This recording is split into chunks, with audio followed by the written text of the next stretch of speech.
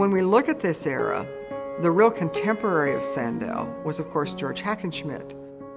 Probably the strongest man was Louis Cyr from Canada. Louis Uni is a massive icon in sport in France. In Sandowina's case, we have people's remembrances about how she struck them. He empowered people to look after their bodies, get fit, improve their mind, and change their lives, and that's a great gift.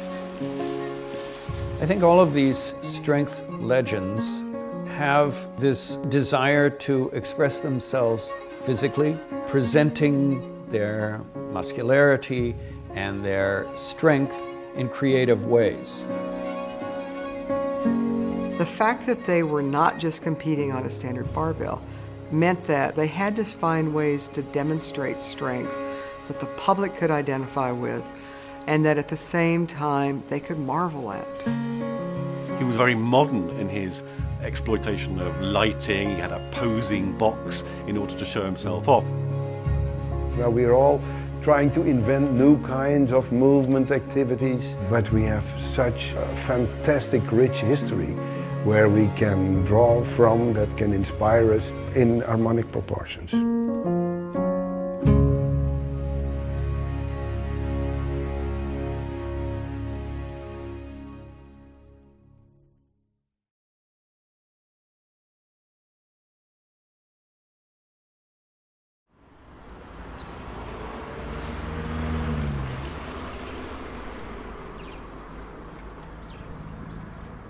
If you read the early historians who started documenting our sport, people like David Willoughby, and far more importantly, the French Edmond Debenay, who wrote this wonderful definitive book in 1911 about the history of the early strongmen and strongwomen, there were two athletes in particular that Debenay thought were truly singular, that sort of were physically more impressive, they had greater strength, they rose above everyone else.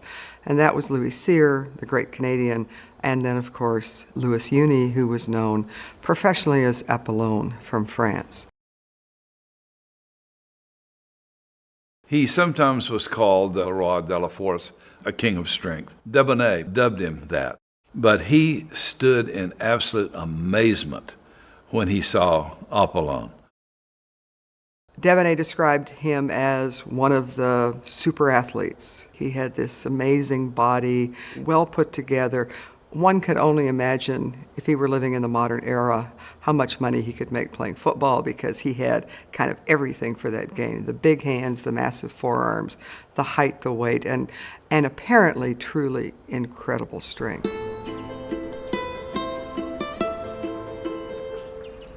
Apollon, whose birth name was Louis Uni, he was born in a section of France supposedly settled by his ancestors that went a couple thousand years back.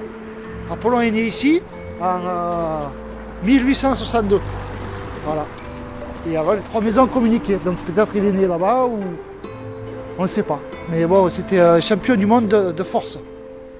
Et on dit, la légende dit qu'il soulevait une brouette à bras tendus.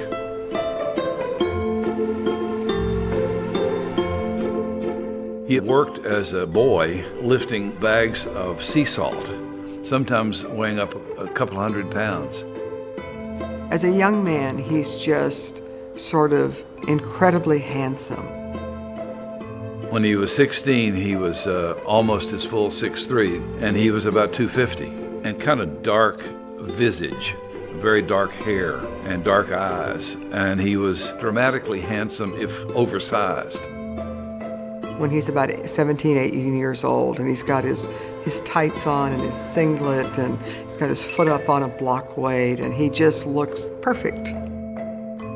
Almost immediately, he caught people's attention. And so everybody was amazed by his appearance almost as much as they were his strength. And people began talking to him about, you need to be a strength performer. You need to go on the road. You could make money. You could show your strength.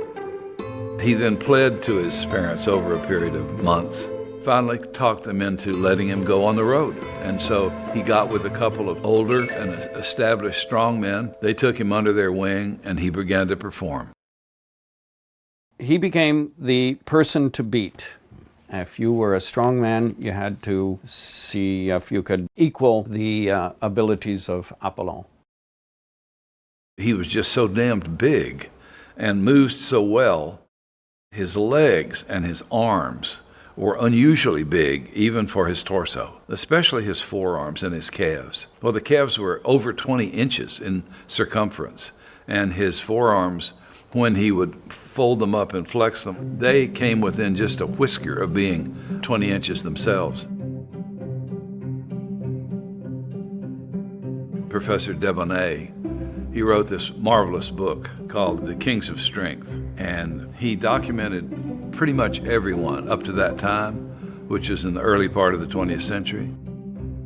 One reason that Debonnet's opinion of Apollon and some of the other French strongmen of that day is so important is that he was there. He himself was a very strong man, and he really studied it, so he understood strength when he saw it. Debonnet writes about the first time that he saw Apollon. He saw this wagon that had pulled up, and the wagon was filled with barbells, and there were posters on the side of it. The posters portrayed him in his eyes as like a Roman gladiator, that he had on this big red cape, and that down at his feet there was a lion, which Debonnet describes as the symbol of strength. These are some photos of Apollon.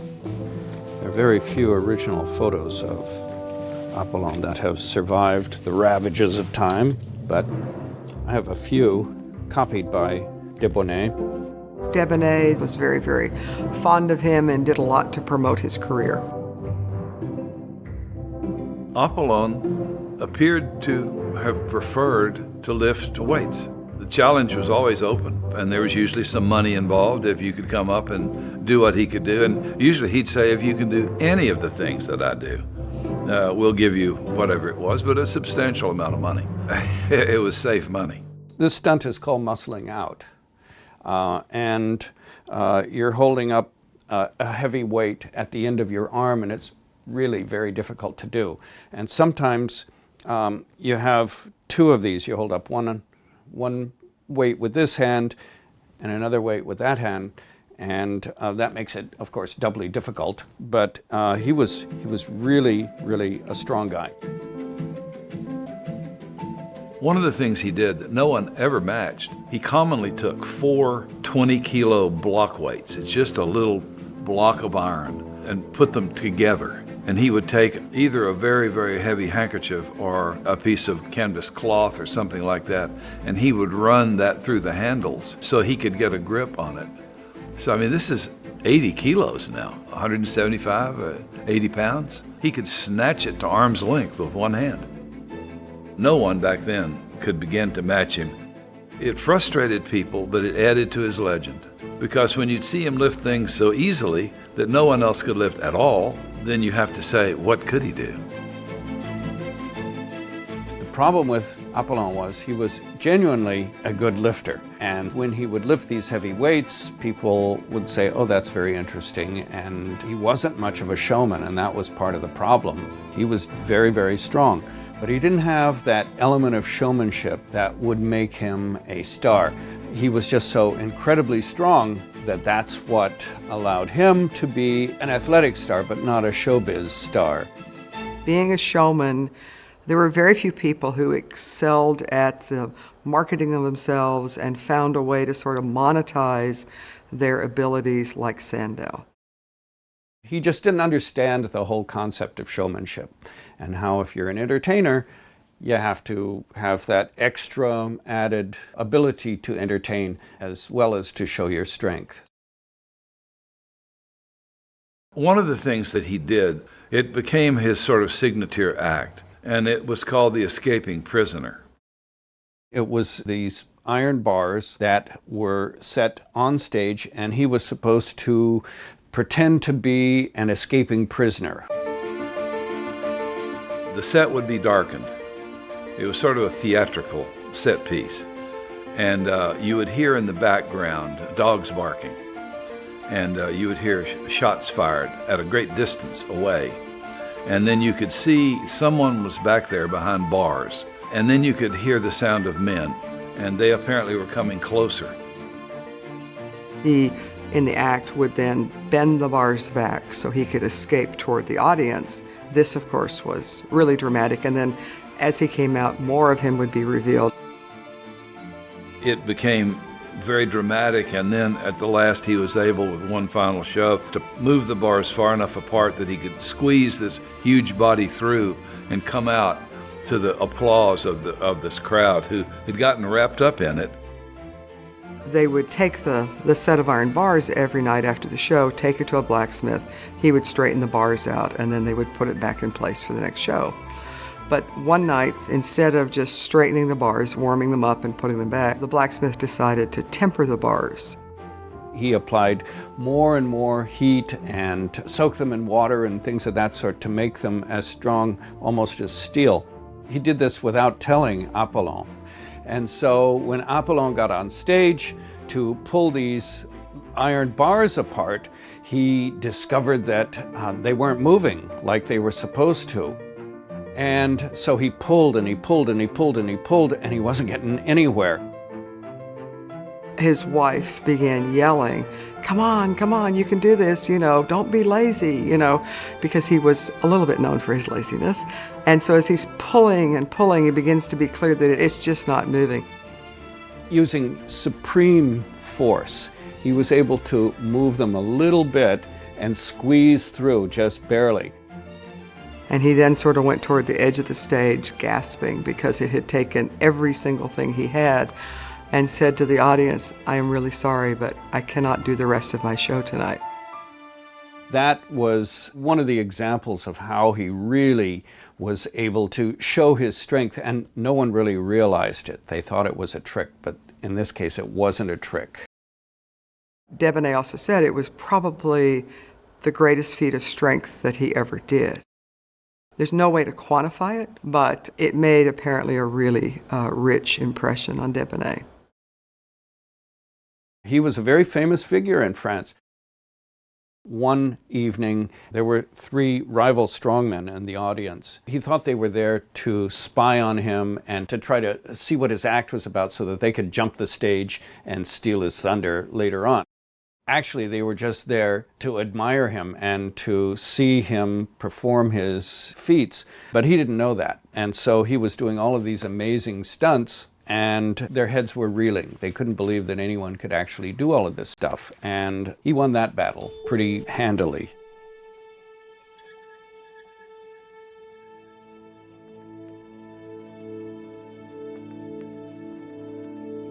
One thing that we're so lucky that we still have, it's a barbell. It's the most famous barbell in the history of strongmen and strong women. It's referred to as Apollon's wheels, or the Apollon wheels. The story is that Apollon liked to go to junkyards to see if he could find something that maybe he could lift and that other people couldn't. And he found narrow gauge railway wheels, and it weighed 366 pounds. He lifted it supposedly at all of his shows. Here in the Musée National of Sports in France, we got very, very lucky to get his barrel because people can see how strong he was. Louis Uni is a massive icon in sport in France. My name is Claude Paulet. I'm the historian of the museum. I deal with all aspects about history of sport. The other thing about Louis Apollon is the way he put France in some ways in the heart of strongest man in the world. After Apollon made such a big sensation and he was beginning to travel more widely in France, and when he went to Bordeaux, one of the things that happened, men whose wives were pregnant began to circulate the word that you should go and see this man. You should see Apollon. You should go and have your wife touch his arm. Perhaps it might mean that you would have a son. Perhaps the son would be big and strong like Apollon. And so many men did this. He was in literally a class by himself.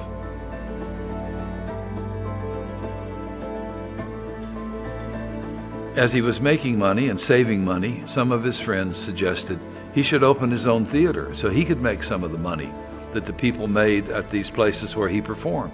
And so he did that. He bought this fairly nice theater. It was called the Concert Apollon. It was also a cafe. But he was lazy. He didn't want to spend a lot of time, as you kind of have to do if you're going to be the proprietor of a big business like a cafe. And so people stole from him. He got into arguments with his employees and wound up losing essentially all of the money that he had saved. In Apollon's case, he actually has a fairly good career. He's apparently not driven by money, though. He doesn't always seem to extend himself. But then he has a very bad injury. He would hold a car. A loop goes around each arm, and there's a car over here and a car over there. It's a spectacular but somewhat dangerous stunt. This is the famous car pulling scene where he would resist the pull of two automobiles going in different directions. And it was while he was performing this stunt that he was injured very seriously and had to stop performing.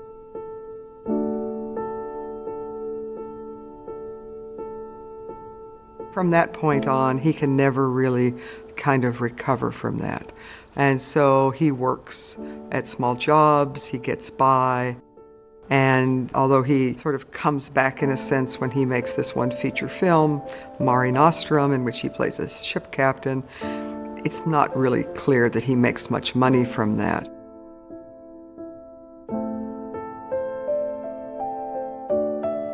He acted as a caretaker of a house. He did odd jobs. He was a gardener. He did just a lot of really menial tasks. But he always kept in touch, more or less, with Debonnet, and he kept an eye on him, and he would send him some money every now and then if he was really desperate.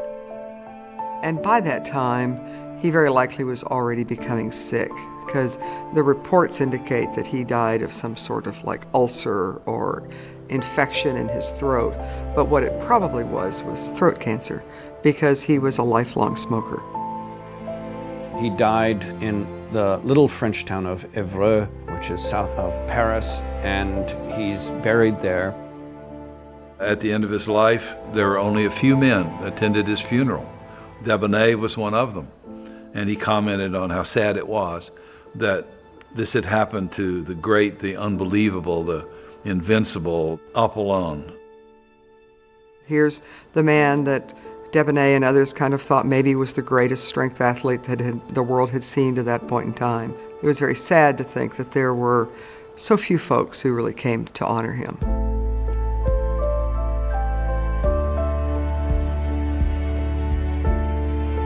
Oui, on est très fiers d'être français. Et, moi, je suis très fier d'être français. Et c'est un beau pays. Et il y a beaucoup de villes, de villages à visiter. C'est très très beau.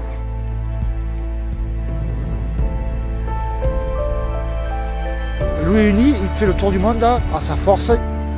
Il est né comme ça, de la nature. Vive la France!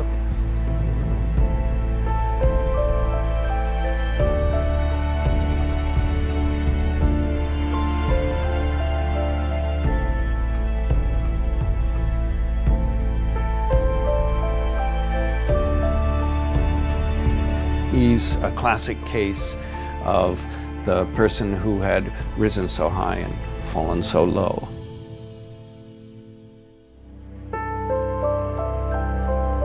With Apollon, there's a mystery about him. How much could he actually do? How much was he capable of? And that's the question that must always remain unanswered. But he was one of the people who really showed humanity what a noble human machine could do. And that's how he becomes a legend.